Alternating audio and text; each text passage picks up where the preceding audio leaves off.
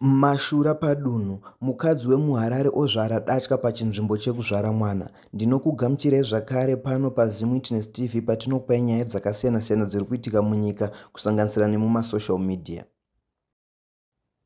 Mumwe mukadzi wemuHarare anonzi Mai Chipo Tigere akaita zvinhu zvisati zvamboonekwa uye zvinotomunetsawo mupfungwa make kuti chingava chiri kutora nzvimbo. Mai Chipo vanoti ivo vaiva nepamuviri pavaiva vakatakura, saka vakaenda kune vamwe madzimai kuDZTech Station kuti vanobatsirwa, ndipo pavakatanga kunzwa mudumbu variko semunhu anoda kubara. Zvisinei, madzimai vainge vashanyirwa naMai Chipo kuti vavabatsire vakasunungutsa Mai Chipo, ndipo pavakasununguka datya. Chiitiko ichi chakavhundutsa Mai Chipo kusanganisira nevakavasunungutsa vacho. Zvisinei, datya rainge rasunungukwa naMai Chipo rakabva rapiswa ndokubva vatama pavaigara ndokunotsvaga pamwe.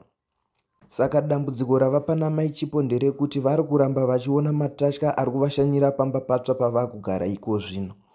Mai Chipo vanoti matatya aya anovashanyira chero ipi nguva zvayo, angave masikati kana manheru, vanomaona akaita mudungwe akananga padhoo pavo. Uye vanoti ivo munguva dzeusiku kunozouya zidatya zihombe riya rinoshevedzwa kunzi dzetse.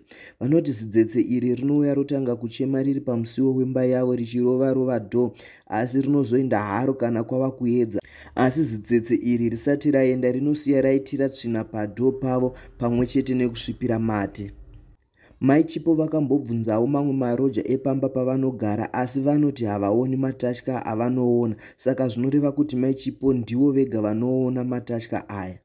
Mai Chipo vava kutya kuti varidzi vepamba pavanorodha vakazviziva kuti ndozvikuitika pamba pavo, Mai Chipo vanopiwa notisi sezvo landlord vachigara kumusha. Mhuri yeZimbabwe, ndinokumbira kuti mungonyora mucomment section kuti munoionawo sei nyaya yekuti munhu anenge akatakura pamuviri achitarisira kuzvara munhu, asi anozosvika palevel rekuti anozvara iye datya.